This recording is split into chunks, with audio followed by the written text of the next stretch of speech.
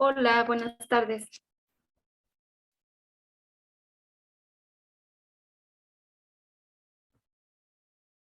¿Sí me escuchan? Sí, Ok. buenos días, Paloma. Sí, Sí, buen día. Buenos días. ¿Quieren que esperemos buenos otro días. minutito? Buen día. Esperamos otro minutito para que alguien más se pueda conectar. Como indiques.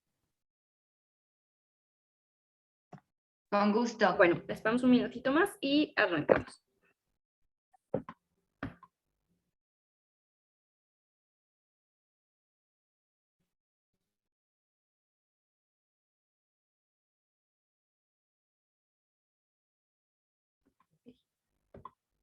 Mm. Si quieren, comenzamos. Comienzo compartiéndoles la diapositiva.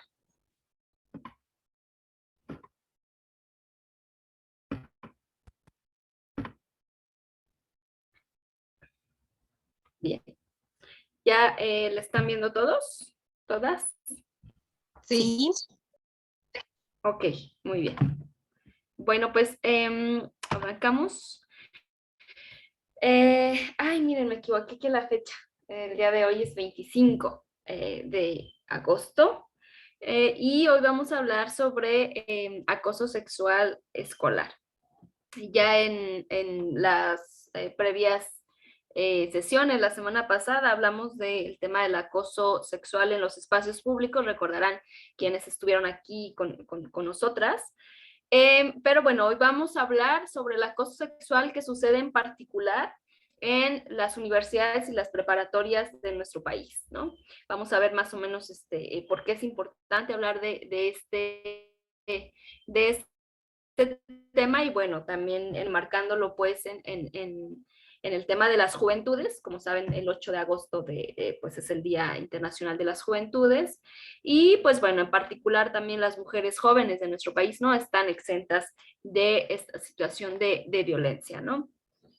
Bueno, como ustedes recordarán, quienes estaban por acá, a ver si ahorita alguien puede decirnos cuál era la diferencia entre el acoso sexual y el hostigamiento sexual, ¿no? En general. ¿Alguien recuerda?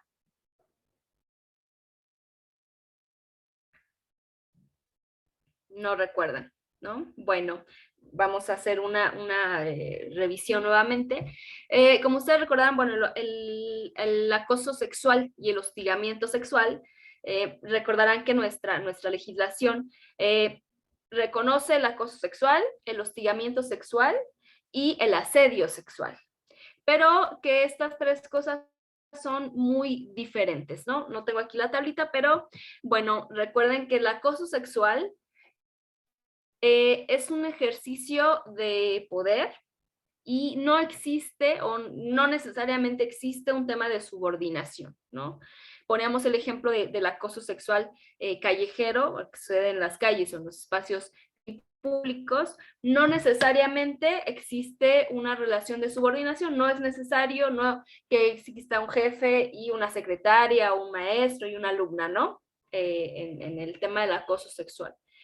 En el tema del hostigamiento sexual, el caso del hostigamiento sexual, se dice que tiene que ver más con demostrar un asunto de poder que una intención sexual. Y aquí sí existe una relación de poder entre las partes involucradas, ¿no? Es decir, sí existen jerarquías cuando sucede el tema del hostigamiento sexual. Podemos encontrar, por ejemplo, lo que les decía, el jefe y la secretaria o una persona subordinada, un maestro y una alumna, ¿no? Aquí sí, en el tema del hostigamiento sexual. Por desgracia, como decíamos, nuestras leyes no son muy claras en lo que tendría que ser o podría ser el acoso sexual y el hostigamiento sexual. Ahora el acoso sexual ya se ha ampliado hasta los márgenes del Internet y de las tecnologías de la información. Ya hay, por ejemplo, hacerlo a través de este correo electrónico, de las redes sociales, ¿no? El hostigamiento sexual también. También en el sentido en que, bueno, algunos maestros, algunos jefes pueden pedir un intercambio sexual a cambio de cosas, ¿no? Pero particularmente revisamos otra vez, esa es la diferencia entre el acoso sexual y el hostigamiento sexual. El acoso sexual, ¿sí ven todos la presentación? Es que me salió aquí un mensajito, ¿sí? Ok, muy bien. Sí, sí se ve. Muy bien, gracias Rosa. Estas son las dos diferencias. Como decíamos, nuestra legislación, por desgracia, a nivel nacional, es muy ambigua, ¿no? En ese sentido. El acoso sexual sí está tipificado en el artículo 259 del Código Penal Federal, pero pues también no especifica muy bien qué cosas van a catalogar como acoso sexual y hostigamiento sexual, ¿no? Así que la única cuestión es que lo hace diferente es el tema de la subordinación, que en el acoso sexual no existe la subordinación y en el hostigamiento sexual sí. Aunque una cosa ahí es preocupante también, porque cuando hablamos de abuso sexual, hay algunas cuestiones que ya no tienen que ver con hostigamiento sexual, sino como con abuso sexual. Recordarán que cuando hablamos del acoso callejero decíamos que muchas de las mujeres narraban su primer acoso y que ya implicaba un tema de un tocamiento y una transgresión sobre su cuerpo, y en ese sentido ya no era un hostigamiento ni un acoso sexual, ya era abuso, ¿no? Entonces, bueno, ahí son, digamos, los tipos que podemos encontrar. En el ámbito escolar, en México, pues sí tenemos cifras muy preocupantes. Se hizo ahí la investigación, reviso acá un mensajito del chat que enviaron. Claro que sí, Carlos, te envió la diapositiva cuando terminemos. En el ámbito escolar, Bueno, pues México sí tiene una cifra muy preocupante en cuanto a acoso. Acoso en preparatorias.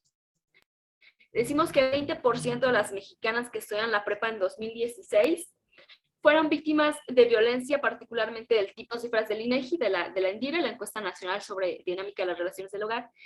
Y también otra cifra muy preocupante es que en nuestro país, el primer lugar, México ocupa el primer lugar. Déjenme apagar el wifi de mi celular para que no se me desestabilice. México ocupa el primer lugar de la región en pago de sobornos, entrega de regalos o favores a docentes o funcionarios escolares, de acuerdo con un estudio. Fue reciente porque fue en 2017, de a partir de ese entonces para acá no hay otro estudio sobre transparencia internacional, las personas y la corrupción en América Latina y el Caribe. ¿Qué quiere decir esto? Bueno, si pagos de sobornos y entrega de regalos a favores o favores a docentes. Si bien aquí no nos está hablando de que hay pagos sexuales o intercambio sexual con los docentes, las cifras son muy reveladoras cuando se entrevistan a jóvenes estudiantes, porque generalmente para los hombres estudiantes, el pago de sobornos consiste sí en un pago financiero, ¿no? Sí en un tema de, pues yo te paso o te evito las faltas a partir de que tú me pagues ahí un dinero o que puedas traerme una botella de whisky o tal cosa para los hombres.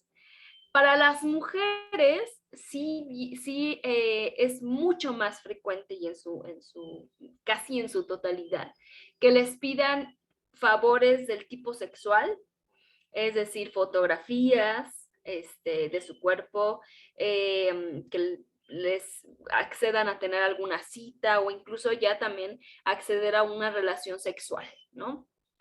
Si bien puede ser en el caso de que algunas mujeres, algunas estudiantes accedan a eso, recordemos que ahí hay un tema y sí es acoso sexual. ¿Por qué? Acoso y hostigamiento sexual. ¿Por qué? Porque existe una persona, existe un ente que sabe que tiene una posición de poder y utiliza esa posición de poder para que la otra persona acceda a tener alguna relación sexual o alguna de estas cuestiones que ya hablábamos. En ese sentido, podemos decir que lo que la persona o la estudiante acceda no es del todo una decisión libre, ¿cierto? Porque, claro, está influenciada por otros asuntos. El tema de que no vayan a reprobar, o de qué van a decir mis papás, si repruebo, en fin, ¿no? Entonces, pues sí podemos decirlo que es como un tema de abuso. Hay otro mensajito del chat que no logro abrir. Ahorita a ver si se puede. Ahora, de las mujeres que han existido a la escuela, hablamos en general, 25% enfrentaron violencia por parte de los compañeros, de compañeras, de maestros, entre otros, durante su vida de estudiante. Las más frecuentes pues fueron agresiones físicas, el 16%, agresiones sexuales, el 10%. Y entre las mujeres que asistieron a la escuela en los últimos 12 meses, 10% fueron agredidas sexualmente. Aquí en nuestro país, bueno, hablábamos cuando hablamos del tema del acoso callejero, es que desde muy temprana edad se nos enseñan muchísimas cosas negativas, ¿no? Con respecto al acoso. En la escuela, por ejemplo, ¿no? Decíamos el tema de que si el niñito te anda buscando o te anda jalando el cabello, pues es que le gustas, ¿no? O el clásico de levantarle la falda a las niñas, o ya algunos de bajarse el pantalón y mostrar el miembro, ¿no? Pero ¿qué sucede con estas situaciones? Bueno, sucede en muchas ocasiones que las escuelas y los docentes no están capacitados también para hablar de ese tema con las niñas y los niños. Porque viéndolo en un sentido muy estricto, eso también es acoso sexual, ¿no? Si bien en ese momento y a esa edad, digamos, entre los 8 o 7 años, no podemos decir que entiendan del todo qué significa, sí podemos hacerlos que entiendan, ¿no? Si bien no lo hacen con dolo, no lo hacen con un tema de, ay, voy a violentar a mi compañera, o voy a mostrarle mi poder o lo que sea, sí podemos explicarles que esa situación que está haciendo no es correcta, ¿no? Porque no le están pidiendo que muestre eso, porque en algún momento pues las niñas no están, no se ponen la falda para que se las levanten y demás, ¿no? Tiene que ver mucho con cómo encaramos el problema desde muy niños. Y lo cierto es que en nuestro país, desde muy niños, no se tocan estas situaciones, ¿no? Y ya con situaciones preconcebidas. Ahora, según las cifras del Secretariado Ejecutivo del Sistema Nacional de Seguridad Pública, las carpetas de investigación por acoso sexual y hostigamiento sexual se han aumentado. Fíjense ustedes.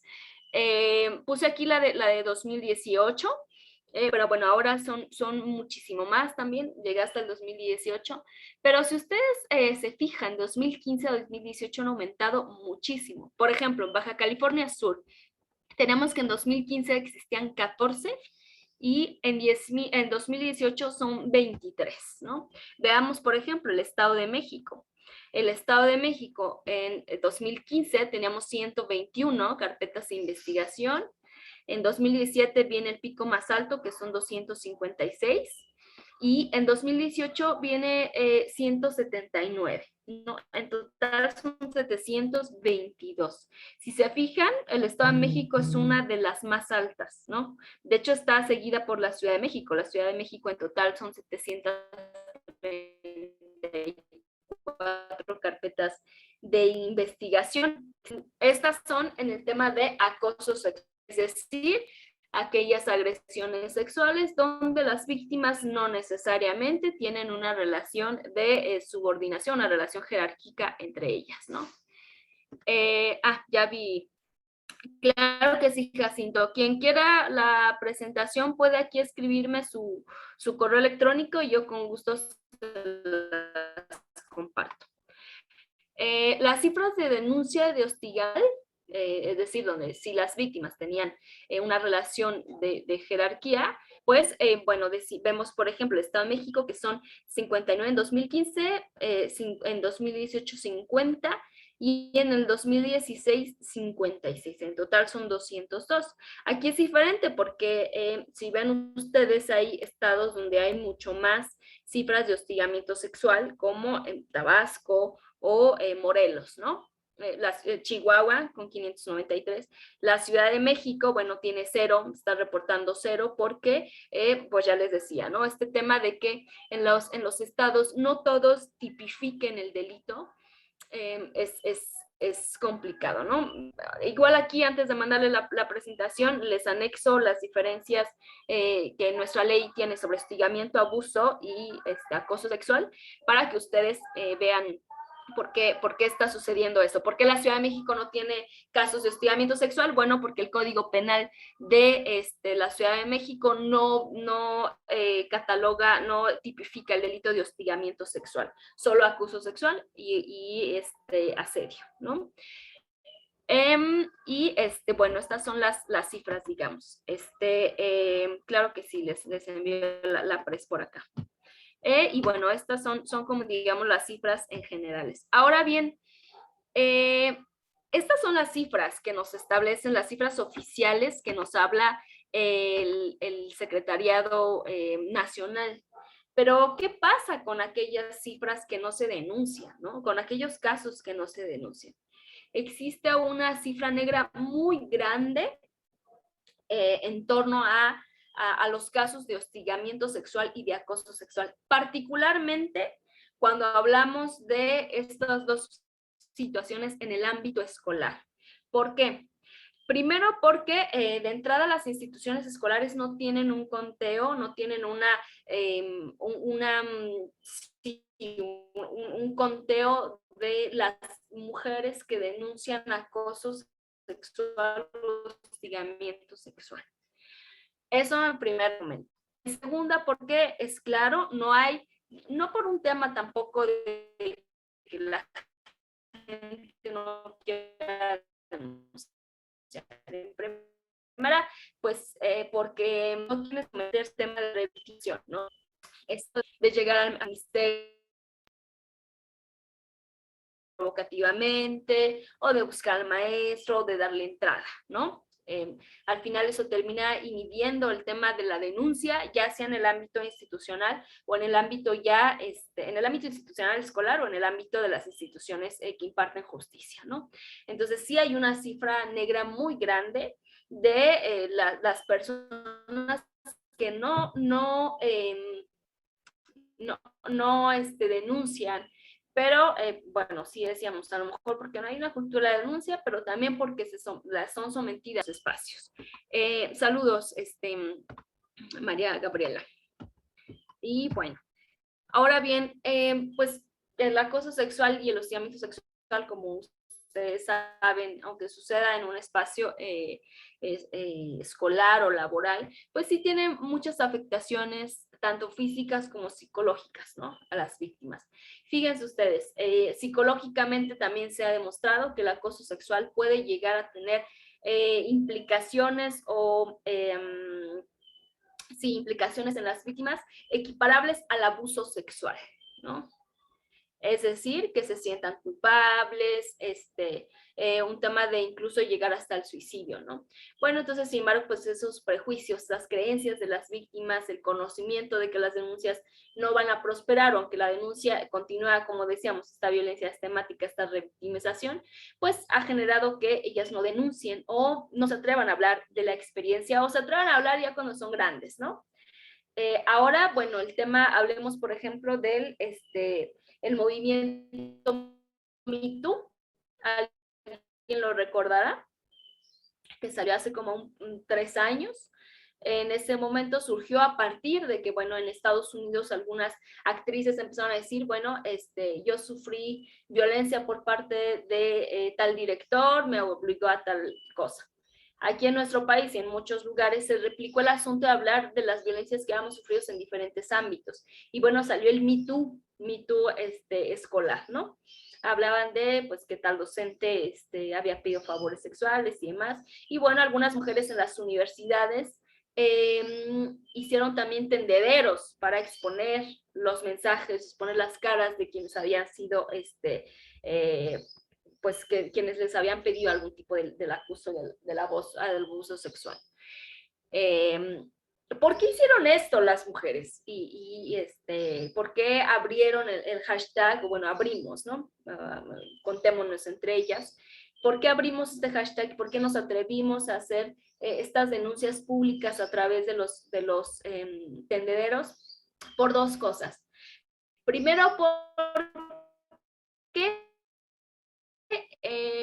las universidades sí cuentan con un protocolo de denuncia, pero es un protocolo muy revictimizante. Fíjense ustedes, por ejemplo, en la UAM y en la UNAM, la opción que le dan a la víctima antes de investigar al profesor es cambiarla de clase, ¿no?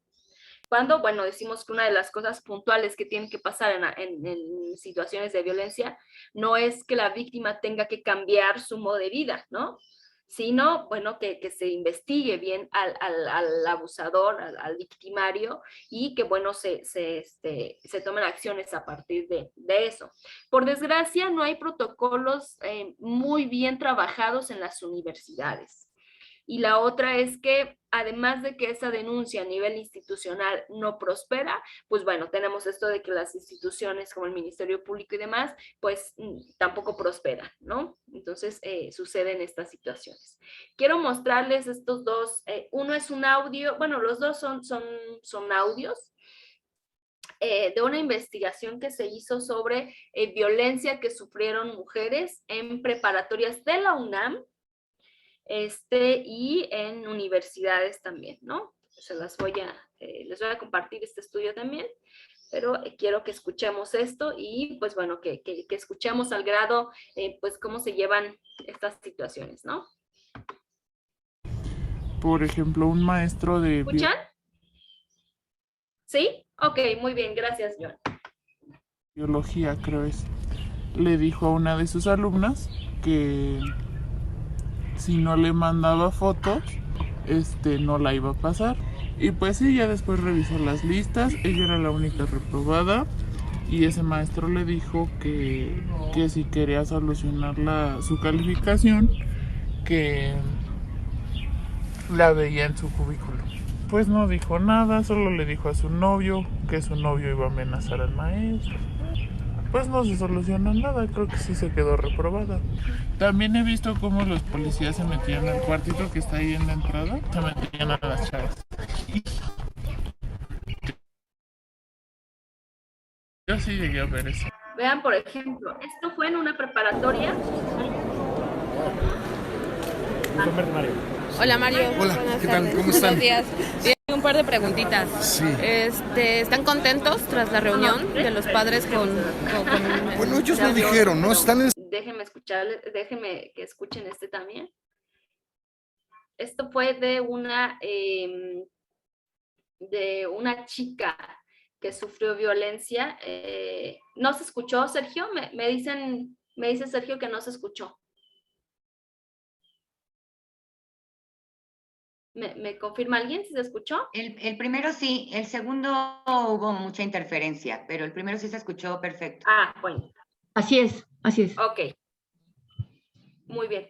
A ver, reproduzco y me dicen también si se escucha, y a Joan y a Rosa María, si... ¿Joan se dice o cómo se pronuncia tu nombre? Sí. Ok, me dicen así con la cabeza si se escucha, por favor.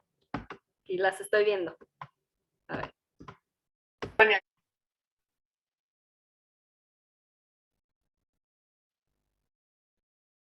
15 años. Mi profe de inglés siempre fue como, era una persona como muy extrovertida y se llevaba mucho con los alumnos. Empezamos a notar que había como preferencias sobre unos y sobre otros, pero sobre todo sobre las chicas. Y en particular, en lo que me pasó a mí, yo empezaba a notar que pues él se tomaba como muchas atenciones conmigo. Al principio pues no las tomé de manera como particular, pero pues me llevaba bien con él, nos llevábamos bien, cotorreábamos, mis compañeras de salón cotorreaban conmigo, jugaban conmigo, bromeaban conmigo, pero no pasaba más de ahí. O sea, seguí tratándolo normal hasta que un día me invitó a salir. Eso fue casi ya cuando concluyó el año. Me dijo que si quería salir con él. Pues fue un poco complicado porque me persuadió para que yo lo hiciera. Me dijo. ¿El resto escucha? ¿Sí? Nada, a usted sí le escucho, pero el diálogo que puso hace ratito ya no lo escuché. Empecé a escucharlo, pero después se fue. Y si le subes más alto audio, porque fíjate que creo que eres la única persona que tiene ese problema, creo que el resto sí lo escucha muy bien. Bueno, pues ni modo. A ver si quieres subirle más. Tiene todo el volumen. Ok, ay, pues ahora sí que no sé qué pasa. Sí, se escucha distorsionado porque fíjense que aquí los de México.com distorsionan la voz de la chica para que no. Yo tampoco lo escucho, o sea, lo oigo súper lejos, se oye poquititito. Sí, si quieren lo quitamos, lo obviamos y ya nada más, bueno, les mando la presentación para que ustedes puedan escucharlo. Sí, por favor, y gracias. ¿Sí? Bueno, a ver. Mira, porque no sé si será el internet de algunos o algo, porque acá me dice Carlos, por ejemplo, que sí escucha, ¿no? Pero Sí, bueno, sí se escucha. sí, como ustedes me digan, ¿quieren que lo quitemos y seguimos con la presentación? Bueno, por respeto a los que no escuchan, pues sí, ¿no? Ok, muy bien. Bueno, entonces cerramos esta de acá. Ahí. Y seguimos con esta. Bueno, les voy a mandar estos dos audios, pero les comento rápidamente. El primero, si escucharon ustedes, bueno, es una chica que dice, ella es del Bachilleres Culhuacán. Ella dice que pues hay un profesor de biología que le está pidiendo que le envíen, sí, muchas gracias, justo voy a hacer eso, comentarles rápidamente de qué trata. Que el primer audio eso, ¿no? Un profesor de biología que les pide a las mujeres que les manden fotografías. Les voy a compartir también el link de la investigación que hacen. Hay otro, por ejemplo, también en la preparatoria 6, donde un profesor está por reprobar a una alumna, le dice que se vean después de clases, él le pide que vayan a su auto, ella va, le pide el profesor que le muestre los senos, la chica lo hace, ¿no? Dice que lo hace.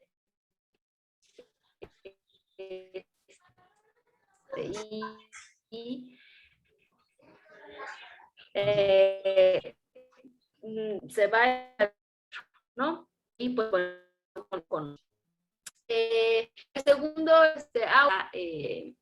le estaba pidiendo que, pues primero que la invitaba a salir, primero se llevaba muy bien con ella, bromeaban y demás, y pues después la invitó a salir. La chica accede a esto, ella sale con el profesor, después le empieza a pedir otras cuestiones más. Ella habla de que, pues sí tenía mucho miedo de poder reprobar esa materia, porque era la cuarta vez que cursaba esa materia, la tercera o cuarta vez que cursaba esa materia, y en la preparatoria, era la tercera vez, y en la preparatoria, en la UNAM, si ya repruebas por una tercera ocasión, te quedas otro año, ¿no? Y ya no puedes pasar la materia en curso ordinario, sino tienes que pasar en extraordinario, pierdes el pase reglamentado y demás. Y pues bueno, esta chica accede a eso. ¿Qué pasa después? Sus padres encuentran una fotografía, algunos alumnos tomaron la fotografía de la chica con el maestro, se la envían a los papás, la difunden por diversos medios y pues bueno, empieza un tema de hostigamiento para con la chica, ¿no? Ella narra que de hecho intentó suicidarse, ¿no? Por eso hablar del acoso puede salvarte la vida, porque ella dice que intentó suicidarse también cuando supieron de este video, ¿no? ¿Qué fue lo que pasó? Además, ella fue con la UNAM, acusó al profesor, le dieron cita con el director del colegio, del plantel, habló del tema y la cambiaron de clase, ¿no? No hubo un asunto de seguir investigando qué sucedió. La revictimizaron al final y pues bueno, las instancias en la universidad no han hecho nada y el maestro sigue dando cursos hasta ahora en esa preparatoria, ¿no? Y pues bueno, el tema es, sí, sus papás la apoyaron, buscaron soluciones y más, pero no, ¿qué pasa también? Cuando sucede el tema del Ministerio Público, van y lo primero que les piden es que vayan a su institución a hacer la denuncia. Por ejemplo, en el caso de la UNAM, ustedes saben que la UNAM es autónoma porque la policía no puede entrar, ¿no? al territorio universitario. Entonces, bueno, bajo el tema de la autonomía, pues sucede que primero piden que se denuncia a nivel interno, ¿no? Entonces, esto es generalmente los audios. Hay otro audio donde es un hombre el que narra, que era lo que le pide un maestro. Un maestro decía que, bueno, cuando los reprobaba, decía, los que se reprueban, quédense aquí, pues a los hombres de un lado, ¿no? A las mujeres del otro, y que a los hombres pues, les pedía que se organizaran para ver pues, cómo iban a pasar. Algunos se organizaban comprándole pues, botellas de whisky y demás. Y que en el caso de las mujeres era diferente porque no les pedía favores sexuales ni nada, pero en el momento que iba dando la calificación pasaba una, las observaba de arriba abajo y de acuerdo a su evaluación física era la calificación que les ponía, ¿no? Entonces aquí vemos cómo hay también una diferencia, incluso una diferencia en el trato de la corrupción a nivel escolar, ¿no es así? Tanto para el tema de las mujeres se sigue visualizando un asunto sexual, un asunto de transgredir esa parte, y en el tema de los hombres, pues es diferente, ¿no? Es un asunto también ahí económico y demás. Bueno, en el caso de las docentes que son víctimas de violencia sexual en el sentido de acoso sexual, hostigamiento sexual, pues también tiene implicaciones del tipo física, psicológica y demás. Porque bueno, aquellas que se atreven a denunciar pues pueden perder su empleo, las aíslan, les siguen poniendo estos techos de cristal para que no avancen de categoría en el trabajo o grado académico. Y pues bueno, lo que se refiere a las alumnas, pues pueden reprobar, tomar represalia a los docentes o si les pone una calificación aprobatoria, pues aceptar, si no aceptan estos favores sexuales, ¿no? Incluso las puede llevar a desertar de la institución. Hay un caso, un feminicidio abierto en la Ciudad de México, no sé si lo conozcan ustedes, de Marichuy, se llama la chica. Marichuy era una estudiante del Politécnico, estudiante de Ingeniería Petroquímica, me parece. Marichuy estar, acosar y demás, y pues ella era el maestro como titular, ¿no? En el que el asesor, digamos. Su mamá hace como todo este conteo, ya sabe, revisa los mensajes, le dice, oye, mamá, está pasando eso, pues su mamá le dice, no, pues hay que denunciar, pues no le hagas caso, ¿no? Llega un día, Marichuy vivía acá por Zacatenco,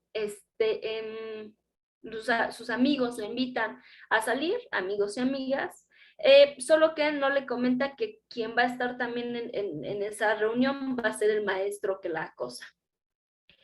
Ese maestro la acosa y demás, pues ella trata de no hacerle caso, al momento ya de irse a su casa, llevan a Marichuy a la habitación, bueno, a su departamento, y meten al maestro que estaba acosando. Están ahí los alumnos también. Ya no se sabe muy bien qué sucedió en la última parte de la historia, porque dejó de mandarle mensaje a su mamá. Y pues bueno, unos 3, 4 días después, la mamá de Marichuy la encuentra en el hospital de Valbuena, la encuentra en estado vegetativo, porque a Marichuy la recogieron de la calle. La narración, digamos, criminológica es que Marichuy fue aventada de esa ventana de la habitación, y pues algunos alumnos de los que estaban ahí siguen protegiendo al maestro cuando sabían que de entrada había un tema ya de acoso hacia Marichuy, ¿no? Y pues bueno, es un feminicidio que sigue abierto, porque a pesar de todas las pruebas que tenía Marichuy, al maestro no le han hecho nada y sigue dando clases en el Politécnico, ¿no?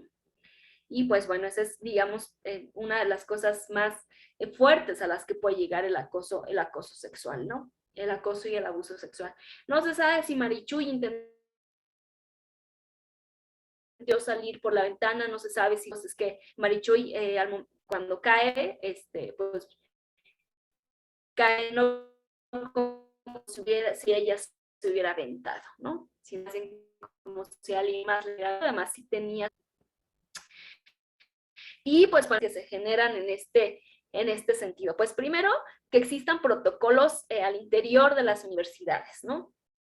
Protocolos que atiendan desde una perspectiva de prevención, de investigación, sí, de gestión y de mitigación al acoso y al hostigamiento sexual, ¿no? Exacto, Sergio, sí, ya han pasado 5 años y pues no se ha hecho nada. Pues lo que planteamos nosotros, o lo que pedimos un poco que se pueda hacer en ese sentido, pues es que sí se establezca un protocolo, pero que tenga sí, unos elementos muy puntuales. Primero, que se consideren estos delitos que suceden como eso, como un tipo de agresión, como delitos sexuales, ¿no? Y que bueno, lo primero que pueda ser contado sea el tema de la declaración de la víctima. Porque ¿qué pasa cuando denuncias un tema de acoso sexual o hostigamiento? Que siempre piden pruebas, ¿no? Y entonces ya la víctima no tiene, la víctima es quien tiene que demostrar que la otra persona es culpable. Entonces lo primero que se plantea es que la declaración de la víctima sea la primer prueba que se tome como fundamental para perseguir o para revisar este tema. Si fuera así, estoy segura que muchas universidades procederían, porque hay muchas mujeres que denuncian a un mismo profesor, ¿no? El tema es que como no hay denuncias, pues no persiguen el tema, ¿no? No persiguen el asunto, pero pues bueno, si ya son varias que están denunciando a una persona, pues bueno, debería tomarse en cuenta eso, ¿no? Ahora bien, como los actos de violencia son muy traumáticos, sí es posible que el recuento de estos hechos que se hagan pues tengan ciertas inconsistencias o varíen, ¿no? Pero eso no puede restar valor probatorio a la declaración de la víctima. Se debe contar tal cual. No sé si ustedes supieron, por ejemplo, del caso de la manada en las fiestas de San Fermín en España. Una chica denuncia que fue víctima de violación multitudinaria.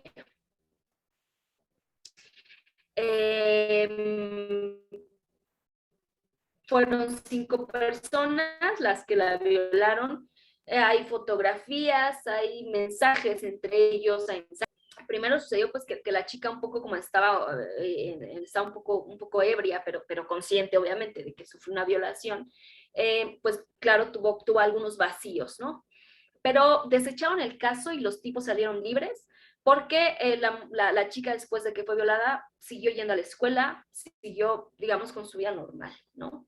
Entonces, bueno, los jueces dijeron, es que una víctima de violación no le pasa eso, ¿no? Una víctima de violación se cierra en su cuarto, llora, se deprime y se intenta suicidar, no intenta seguir con su vida. Entonces, basados en eso, en ese prejuicio, los jueces dictaron que pues los hombres estos tipos quedaron en libertad, ¿no? Entonces no se puede restar valor a la declaración de la víctima por estas situaciones, por sus inconsistencias de variaciones o por cómo actúe, ¿no? Ahora también se debe tomar otros elementos subjetivos de la víctima. Debe haber una visión interseccional, es decir, que cuente también el tema de la raza, la edad, la condición social, o si pertenece a un grupo históricamente determinado. Porque, por supuesto, no será lo mismo que acosen a una mujer blanca racializada, a una mujer blanca heterosexual joven, que a una mujer racializada, lesbiana, y además de alguna comunidad indígena, ¿no? Porque claro, la primera, por sus condiciones de mujer blanca heterosexual, ya de entrada pues en una posición de privilegio racial y de privilegio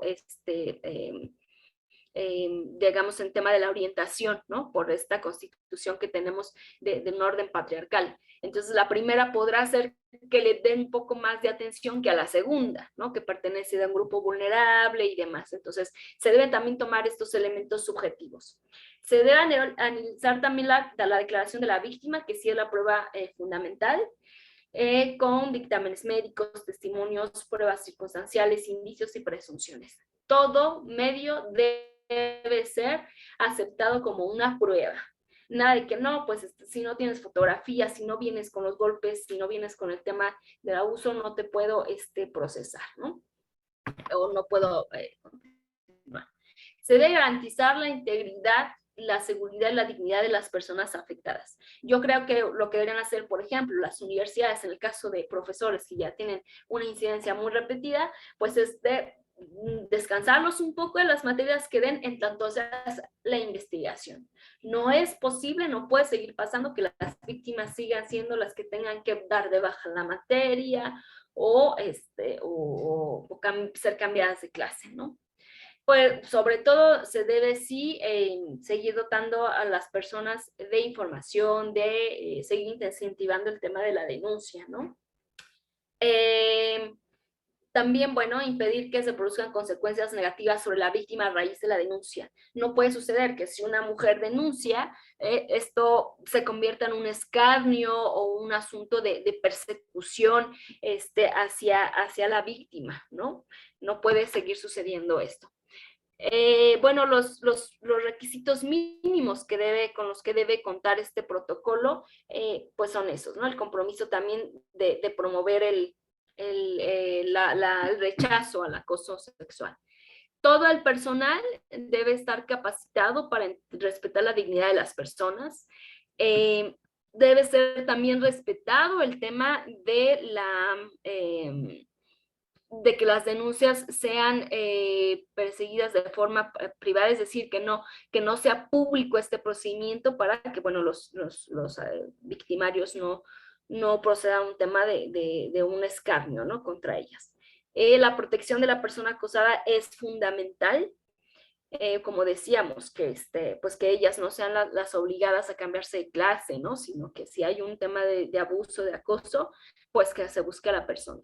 La otra es que, bueno, las instituciones de educación media superior deben tener instancias, por supuesto, de apoyo multidisciplinario. Yo no diría, bueno, esto porque hablamos del protocolo y del acoso y del abuso en los espacios universitarios, pero yo creo que toda institución debe tener estas instancias de apoyo. Toda institución, creo yo, debe tener un protocolo contra la violencia sexual o contra la violencia en general. Desde las instituciones públicas a las instituciones educativas hasta las instituciones escolares, pues informar, sensibilizar, concientizar, dar apoyo y sobre todo una cosa muy puntual, definir qué es el acoso sexual, ¿no? Que quede muy clarito para que los otros no digan yo no sabía que eso era acoso y para que uno aprenda a identificarlo, ¿no? Por ejemplo, decir, bueno, no hagas chistes de doble sentido, ¿no? O no se alburen, no al albur, por ejemplo, ¿no? O cosas muy puntuales. A lo mejor para algunos les parece la violencia, para otros no, ¿no? Pero eso es lo que se tiene que definir. Sobre todo, pues también definir esas medidas preventivas para que no se repita y pues sobre todo plantear cuáles son las acciones necesarias para este proceso. Y pues muy clarito definir procedimientos claros y precisos para tratar estas situaciones. Yo estudié en la UAM, en UAM Iztapalapa, estudié ciencia política ahí, y déjenme decirles que hasta el año pasado no existía un protocolo de actuación contra la violencia sexual en la institución. Pero el problema también es que este protocolo tampoco está del todo claro, ¿no? No dice un procedimiento claro de qué va a suceder en el caso de que una víctima se atreva a denunciar y en el caso de que estas personas sigan cometiendo estas situaciones, ¿no? Bueno, esta es por mi parte todo, pero bueno, sí me gustaría como escucharlas a ustedes y escucharlos también, qué reflexiones les deja esto, qué otras cosas siguieran, qué cosas piensan de esto,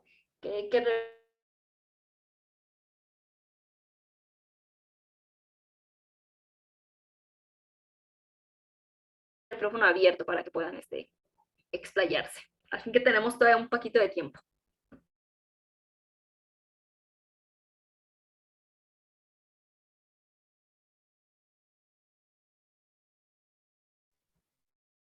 Las primarias sí le ponen atención a los niños. ¿Cómo es que en las preparatorias o universidades no sucede eso? Esa es mi pregunta.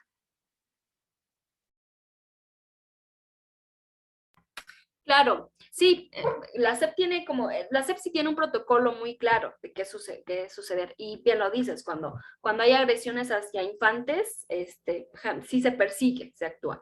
¿Qué pasa en el caso de las preparatorias y las universidades? Que también no se ejerce una justicia con perspectiva de género, ¿no? Digamos, en el tema de los niños, o sea, no puedes decir que a un niño lo acosan o lo violan o abusan de él porque provoca al maestro, ¿no? Ya quien lo dijera eso, pues ya sería una cosa bastante equivocada, por decir menos, ¿no? En el caso de las preparatorias y las universidades, generalmente son desestimadas las denuncias porque el planteamiento que se hace en primera instancia es, bueno, si está pasando eso es porque a lo mejor y tú provocaste al profesor, ¿no? O no le dijiste nada.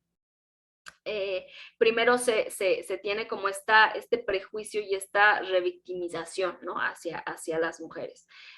Porque, insisto, ¿no? A lo mejor un saludo, el tema de que tú lo aceptes, o el tema de pasar el teléfono, pueden decir, bueno, es que ¿por qué le pasaste tu teléfono? ¿No? es que ¿por qué le devolviste el saludo? Es que ¿por qué vas vestida hacia la preparatoria, ¿no? Cuando, pues bueno, sabemos que la ropa o lo que sea, pues no es motivo para que te acosen, ¿no? O te abusen. Entonces, eso pasa en las universidades. Más allá de que existan protocolos, eso por una parte, ¿no? Son revictimizadas las también de los hombres. No digo que los hombres no sufran acoso también en ese sentido.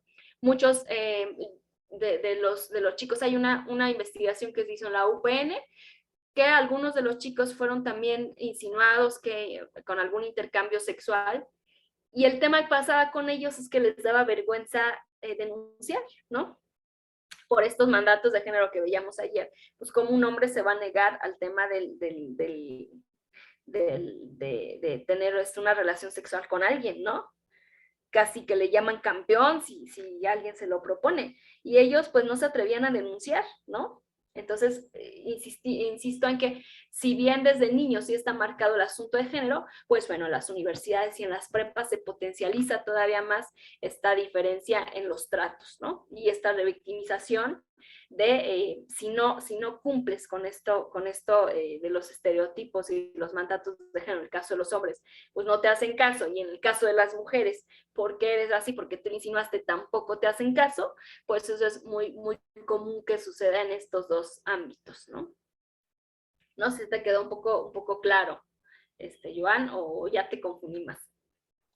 No, bastante claro, pero entonces me queda, queda en el entendido que esto seguirá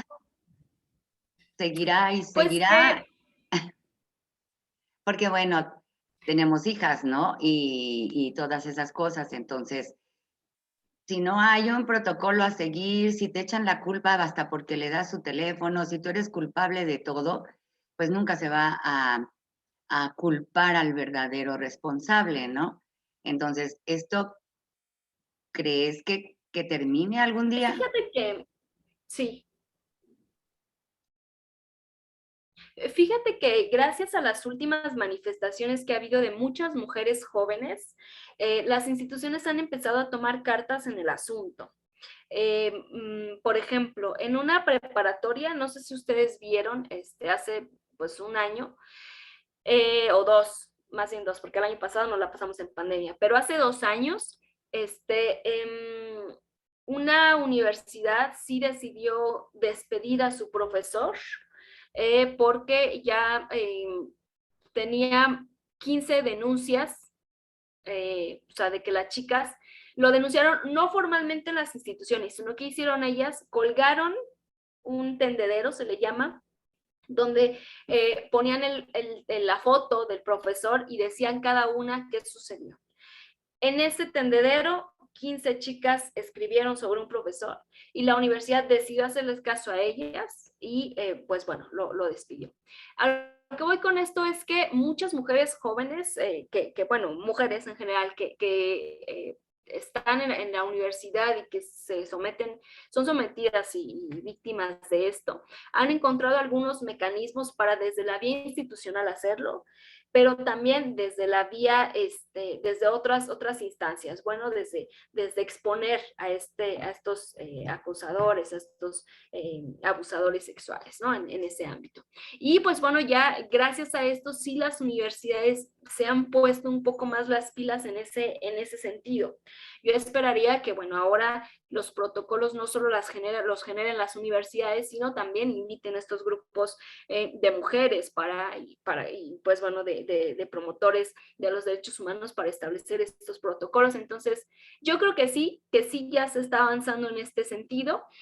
Pero lo otro, que yo siempre les invito a las víctimas de violencia en las universidades, sí vayamos al tema de lo institucional, sí vayamos también al asunto de exponer públicamente, pero también y sobre todo ejerzamos nuestros derechos de iniciar una acción penal, de una denuncia en el Ministerio Público. Porque si bien aunque no nos hagan caso, ya existe una constancia, con lo que podemos decir también y rebatir otra de las cosas que nos dicen para hacer menos nuestra denuncia, y es que no es mentira, porque si fuera mentira yo no me atrevería a denunciar en el Ministerio Público, ¿no?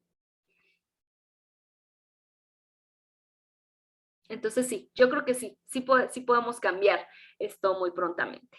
Gracias. Gracias a ti, Joan.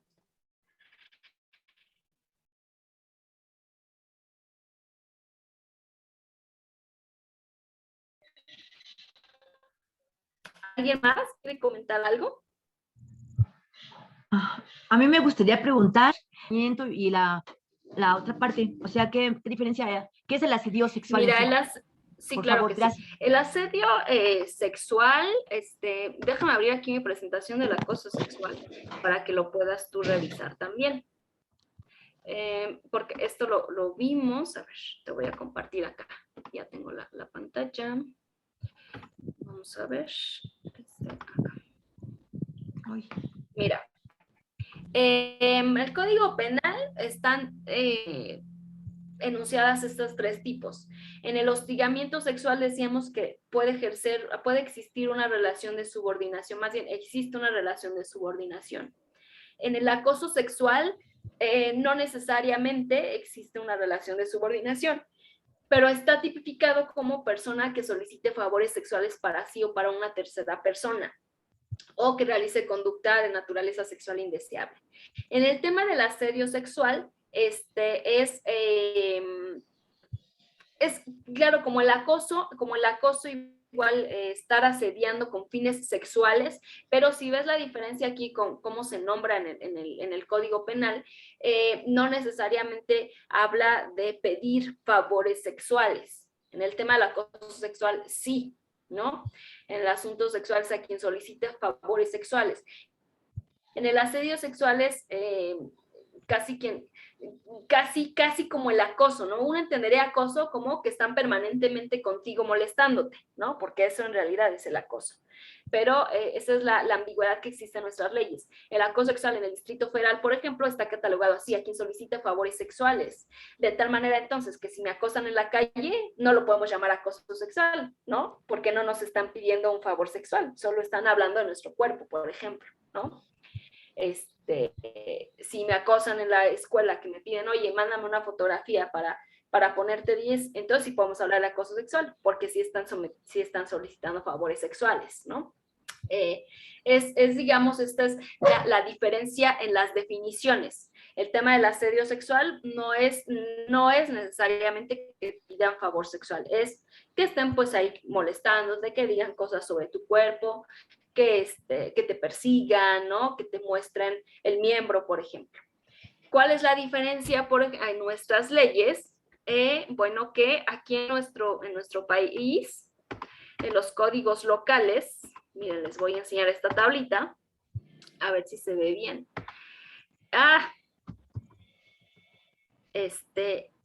Aquí, ¿no? Si ves la figura de asedio, solamente la dictamina el estado de Campeche, ¿no? El estado de Campeche solamente tiene la figura de asedio.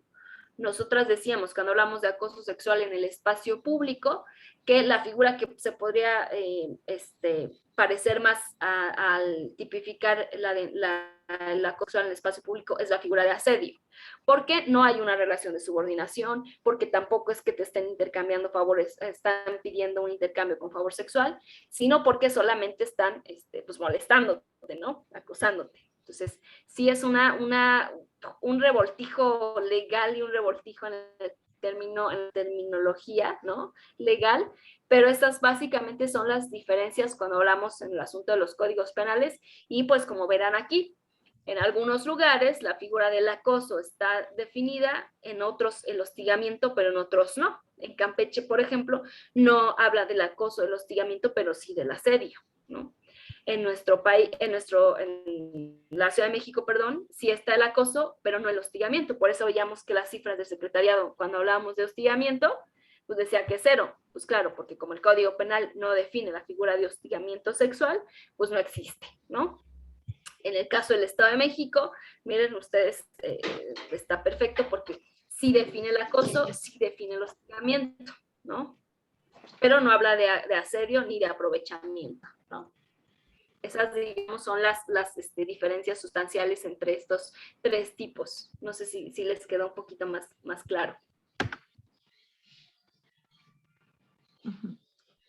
Sí, muchas gracias. Muy claro. Sí, muchas gracias. Qué bueno, Guille. Muchas gracias. Perfecto.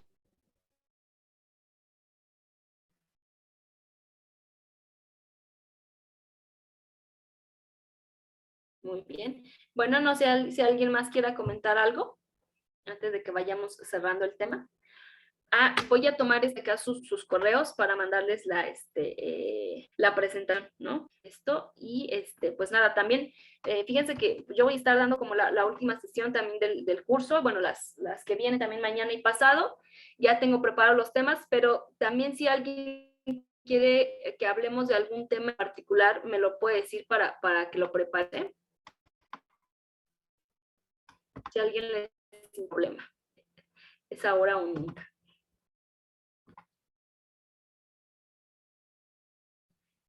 Bueno, si nadie más quiere comentar algo.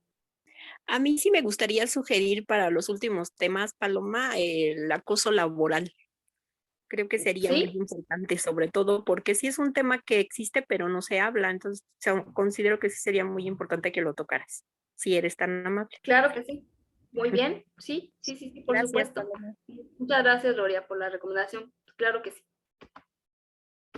El día de mañana les traigo ahí preparado también temas sobre violencia política por razón de género.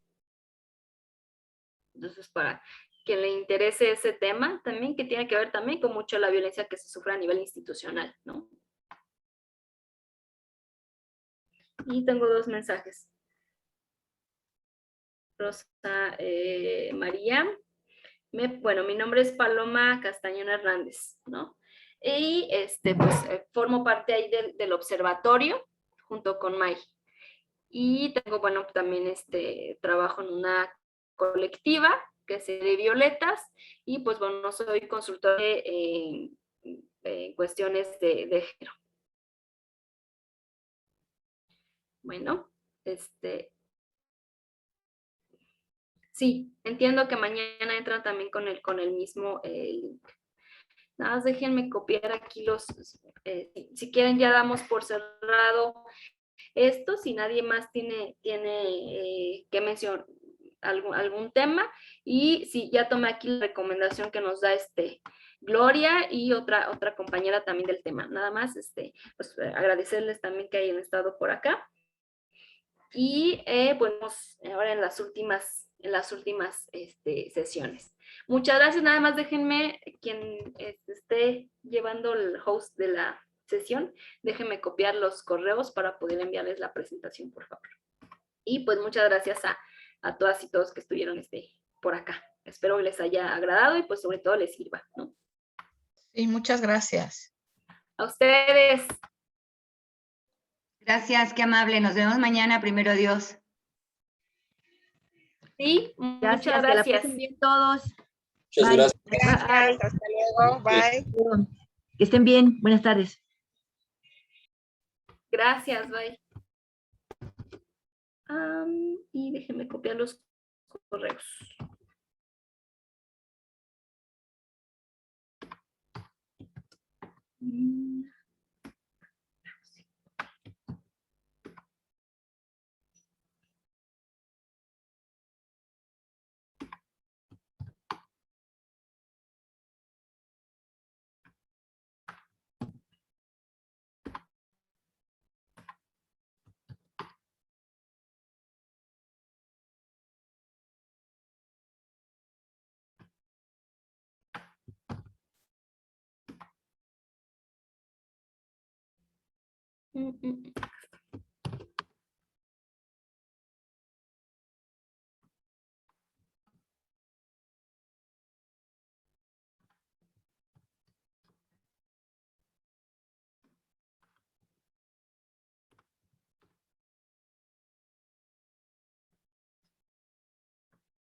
Perfecto. Ya acabé de copiarlos. Muchas gracias. Gracias, hasta luego. Bye.